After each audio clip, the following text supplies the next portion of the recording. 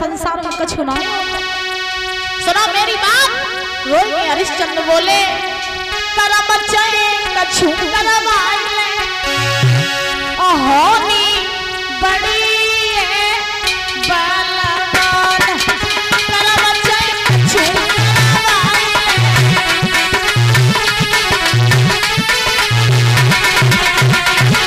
सुनो तारा तुम्हें नहीं मालूम है एक दिन अर्जुन पे टूटी एक दिन गोपिका भीड़न में लूटी गोपिका लूटी एक बाण सब झूठे पड़ी गए बाण सब झूठे पड़ी गए होनी बड़ी है बलवान करम चले कछु करवाइले कछु करवाइले होनी बड़ी है बलवान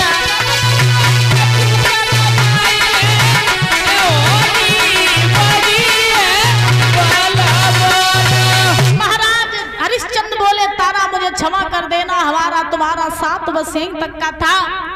आज हरिश्चंद्र महाराज कालू मेहतर के साथ वहां से चले गए परीक्षक जी। अब हरिश्चंद्र कालू मेहतर के यहाँ जल भरने का काम करने लगे और तारा ब्राह्मणी के यहाँ भोजन बनाने का काम करने लगे। याद रखो जैसा कि मैंने बताया कि चाहे दुख हो चाहे सुख है परीक्षक जी महाराज, दुख आवे तो ज्यादा रो नहीं और सुख आ जाए तो ज्यादा फूलो नहीं, क्योंकि समय बदलते समय नहीं लगता है। एक कवि तो कहते भी अरे करम से करम के करम करावे करम से राजा राज करे करम से राजा राज करे और करम ही राजा को भीख मंगावे। सुनो एक दिन राजा हरिश्चंद्र ने और राज कियो मन माना। एक दिन राजा हरिश्चंद्र ने मारो मेहतर हरम पानी।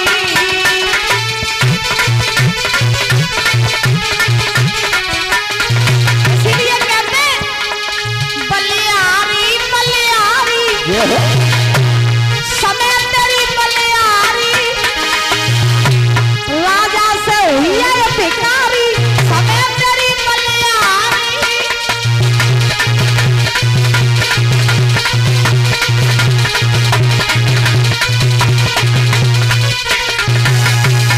आज महाराज हरिश्चंद्र जल भरने का काम करने लगे। कालू मेहतर ने हरिश्चंद्र के भोजन के लिए एक दुकान नियुक्त कर दी और कहा कि हरिश्चंद्र जब तुम्हें भूख लगा कर इस दुकान पे आया करना, भोजन कर जाया करना, क्योंकि मैं हूं मेहतर, तुम हमारे यहाँ भोजन करोगे तुम्हारा धर्म चला जाएगा। हरिश्चंद्र बोले ठीक। हरिश्चंद्र भोजन करने आते, विश्वामित्र कहीं महाराज रूप बदल बदल के सामने बैठ जाते। हरिश्चंद्र भोजन खुद नहीं करते, विश्वामित्र को करा देते। दादा 1 महीना हो गया हरिश्चंद्र ने भोजन नहीं किया। अब सोचो कि जो आदमी 1 महीना तक न खाए वो की दशा क्या हुई है। हरिश्चंद्र का शरीर जर्जर हो गया, कमजोर स्थिति हो गई, आंखों से कम दिखाई देने लगा, डगमगाने लगे। एक दिन कालू मेहतर ने घड़ा दो कही जा नदी से जल भर लिया। दुखिया ने घड़ा लो चल रही नदी पे पहुंचिए, घड़ा भर लिया, उठाने की कोशिश की तो घड़ा उठा नहीं, ताकत लगाई नहीं उठा, और ताकत लगाई घड़ा नहीं उठा। महाराज हार गए उठाते उठाते, लेकिन घड़ा उठा नहीं पाए। जब घड़ा नहीं उठा पाए तो हरिश्चंद्र हुई बैठिए रोन लगे, परमात्मा से प्रार्थना करने लगे, नाथ का ऐसे को भेज दो जो मेरो जो घड़ा उठवाए दे, अगर मुझे नेक देरी हुई मेरो मालिक बहुत चिल्लाए हम पे। दुखिया रोए रहे बैठे बैठे। तब तक क्या हुआ कि बाई नदी पे महाराज तारा आई जल भरवे काजे। बड़े ध्यान से सुनना, तारा आई जल भरवे काजे। हरिश्चंद्र ने तारा को देखो, तारा ने हरिश्चंद्र को देखो। तारा बोली तुम क्या कर रहे महाराज? बोले हम जल भरने आए थे। तुम बोले हम जल भरन आए। हरिश्चंद्र बोले अच्छा हुआ तुम आ गई, अरे मेरा घड़ा उठवा दो रानी, मैंने 1 महीने तक भोजन नहीं किया, मेरे शरीर में शक्ति नहीं है, मैंने सारो दे दे, मैं सारो दे दे, मेरी मदद कर दे। तारा से जो बात कही, तारा बोली अकल ठिकाने है क्या नहीं है, तुम अकल ठिकाने है, बुद्धि ठीक है? बोले क्यों? तारा बोली अरे तुम ये कह रहे हो कि तुम्हारा घड़ा उठवा दे, तुम्हारा, तुम्हें नहीं मालूम है, तुम जो घड़ा भर रहे हो वो मैतर के यहाँ का, और हम जो घड़ा भर रहे हैं वो ब्राह्मणी के यहाँ का है। तुम्हारा घड़ा उठवाने की तो छोड़ो, हम तो तुम्हारा घड़ा छू भी नहीं सकते, तुम्हारा घड़ा छू लेंगे तो हमारा धर्म चला जाएगा। है जो जवाब तारा ने कही, हरिश्चंद्र को ऐसा लगा पैरों तले जमीन खिसक गई हो। हरिश्चंद्र ने कही वाह रानी तारा, क्या तुम मेरी वही तारा हो जो एक दिन तुम मेरे धर्म के पीछे बिक गई थी और आज तुम धर्म में फंस गई? मेरी मदद कर दो तारा, मेरे घड़ा उठवाए दो। तारा बोली चाहिए नहीं, लेकिन अकल बताए देंगे, अकल बता देंगे। अकल कैसी? सुनो मेरी बात। और तारा समझाई के बोलिए महाराज कि स्वामी देवे और अकल बताई, सुना, और जल में घुसे घड़ा उठाई स्वामी देवे।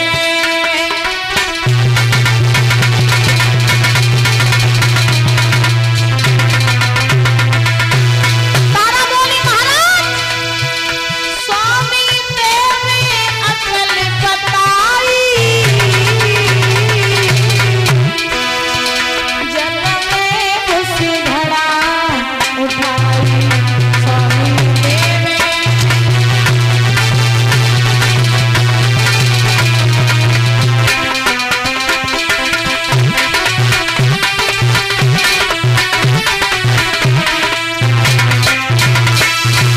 तारा बोली हम आपको अकल बता रहे हैं, गहरे जल में घुस जाओ, जब जल की लहरें तुम्हारी तरफ आएंगी तो अपने आप घड़ा तुम्हारे सर पे आ जाएगा, लेकिन हम उठवाएंगे नहीं, छुएंगे नहीं।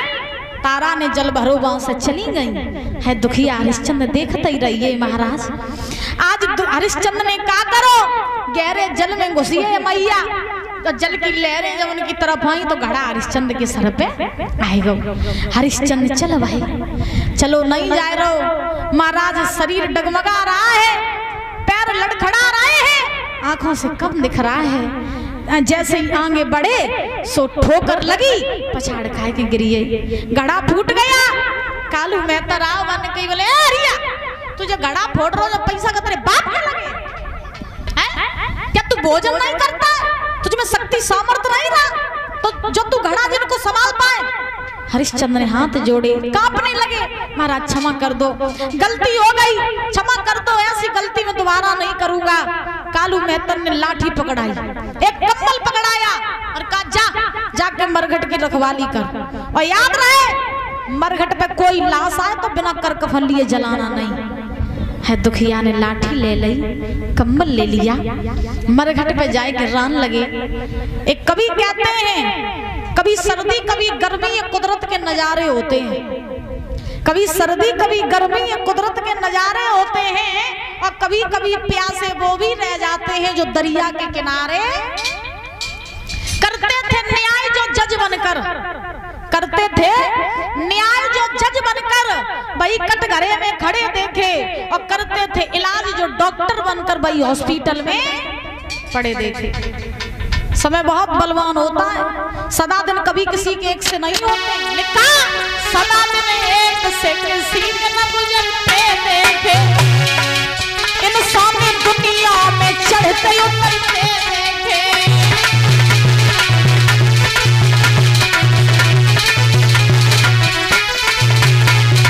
बाबा जिन लोगों ने किया था लाखों का लेना देना, लाखों का लेना देना, लाखों का लेना देना, वही दर दर पे आप भी मांगते देखे, सदा दिन एक से किसी के न गुजरते देखे।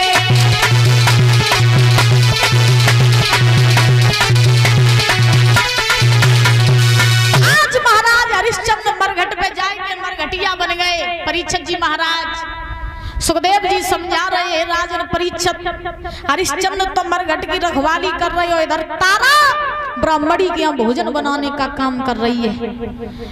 आज जब महाराज रानी तारा भोजन बनाने का काम कर रही तो एक दिन एकादशी को समय आओ, खैर क्षमा करें समय का अभाव है, कथा है थोड़ी बड़ी, कोई दिक्कत तो नहीं है? अच्छा तो ठीक है। बोलो गोविंद भगवान की। महाराज तारा ब्राह्मणी के यहाँ भोजन बनाने का काम कर रही परीक्षित जी महाराज। एक दिन एकादशी का समय आया तो एकादशी के दिन ब्राह्मणी जो थी वो पूजा पाठ करती थी, व्रत रहती थी। ब्राह्मणी ने तारा को बुलाया और कही तारा तेरा लड़का रोज सब दिन बच्चों के साथ खेलता रहता है, तो इसे तू बगिया में भेज दे और पूजा के लिए फूल मंगवा ले। तारा ने कहा ठीक है, हम अभी भेज रहे हैं, पूजा के लिए फूल मंगवा ही ले रहे हैं। तारा ने रोहित को आवाज लगाई, रोहित दौड़ता हुआ आया। हाँ माँ क्या बात है? मैया ने हाथ में डलिया पकड़ाई दी बेटा के और कही लला तुम चले जाओ। बगिया से ने पूजा के लिए फूल तोड़ लिया। लला ने कही हाँ माँ हम अभियाल जा रहे, लौट के अभियाल तुरंत आए रहे। लला ने बगिया ले, महाराज डलिया ले ली हाथ में। चल बहू, ये नहीं जानता था कि हम जा रहे हैं तो लौट के नहीं आएंगे। चल दिया रोहित। अब महाराज जैसे ही चलो है तो रोहित कैसे जाए रो दादा के बाप की बात में डलिया में चलो है तुम्हारे रोहिदास।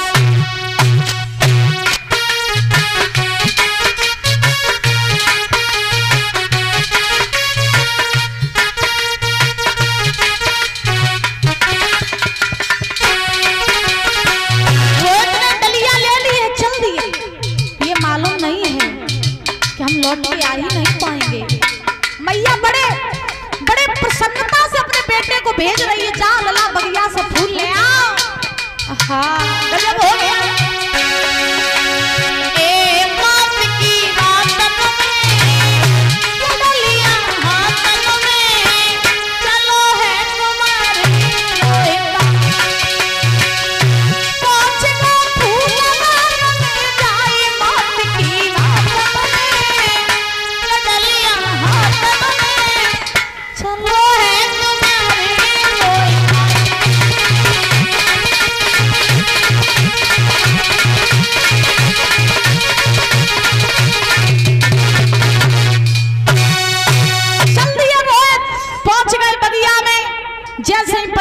बगिया में पहुंचे तो फूल तोड़ने लगे, अब फूलों को तोड़ के डलिया में रखने लगे। विश्वामित्र को तसल्ली नहीं भाई, सांप को रूप बनाओ, फूल में जाए के छिपी आई। लला ने जो फूल तोड़वे के लिए हाथ बढ़ाओ महाराज, सो विश्वामित्र ने उंगली में डस लिया। जैसे ही उंगली में डसो रोहित के, सो लला के हाथ से डलिया छूट गई, फूल महाराज बिखर गए। रोहित भाई माँ माँ कहता हुआ बगिया पछाड़ खा के गिर पड़ा। और जैसे दुखिया पछाड़ खाए के गिरो, बगिया में कोई ऐसा नहीं है जो लला को उठाए के कोई वैद्य के पास पहुंचाए देगा। महाराज रो रहा है माँ माँ कह के आवाज लगा रहा है, माँ मुझे बचाओ, माँ मुझे बचाओ। इंसान के ऊपर जब दुख आता है ना, सबसे पहले वो अपनी माँ को ही बुलाता है। याद रखो, फिर चाहे वो बच्चा हो चाहे वो बूढ़ा हो, सबसे पहले इंसान के ऊपर दुख आते तो वो अपनी माँ को बुलाता है, क्योंकि माँ और बच्चे का रिश्ता बड़ा महाराज पवित्र होता है। ये अनोखा ही नाता होता है माँ का और बच्चों का। रोहित पछाड़ खा के गिर पड़े, माँ माँ कह के चिल्ला रही है, कोई वक्त सुनने वालों न है। विश्वामित्र ने आके काशी में आवाज लगाई, काशी के लोगों, बगिया में किसी का लड़का फूल लेने के लिए गया था, उसे किसी काले सर्प ने खा लिया। जिस किसी माँ का लाल हो वो माँ चली जा बगिया से अपने लला को ले आए। आवाज लगाई विश्वामित्र ने तो क्या बोले, काशी के लोगों बात सुनो, एक लला बाग में आयो है और मैया मैया चिल्लाई रहो, पैकार लांग ने खायो है।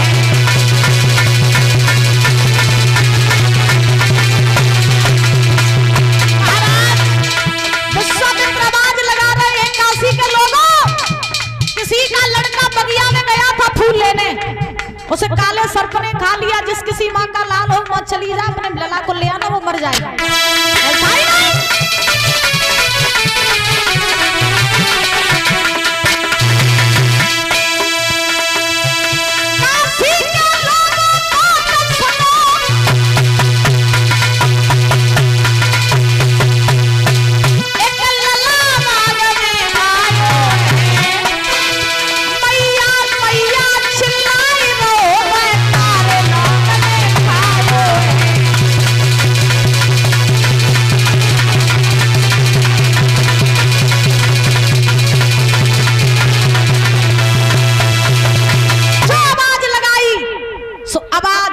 तारा के कान में है, जो आवाज तारा के कान में पड़ी कि काऊ को लला दिमाग में झटका लगो, मेरो ही पूत बगिया में गौआ। तो जो आवाज लगी कि महाराज सुनी, दिमाग में झटका लगो कि मेरो ही पूत बगिया में गौ, तो सो मैया को होश नहीं रहो महाराज, होश नहीं रहा।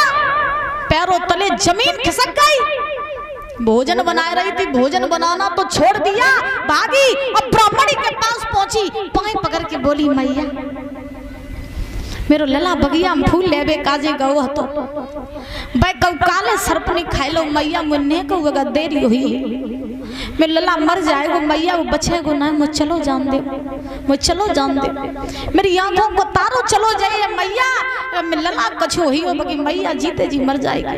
मेरा एक ही सारा है, वो सारा भी अगर मेरा छूट गया, मैं संसार में जीवित नहीं रह पाऊंगी, मुझे चला जाने दो माँ, मुझे जाने दो। ब्राह्मणी ने जवाब दिया, तू रोज नए नए बहाने बनाती है काम से बचने के लिए, जा पहले पूरा काम कर, भोजन बना और पूरा घर का काम कर, उसके बाद तू कहीं जाएगी। है दुखिया लौटे आई मैया, रसोई में पहुंची, रसोई में गई, भोजन बनाने लगी। अब भोजन बनाते जा रही, मन कहाँ है लला के डेगा, कहूँ ऐसो ना होवे कि मुझे ने कहूँ देरी हुई, मेरे बच्चा मुझे देखने कोई ना मिले। भोजन बनाती जा रही है, आंखों से आंसू निकलते जा रहे हैं।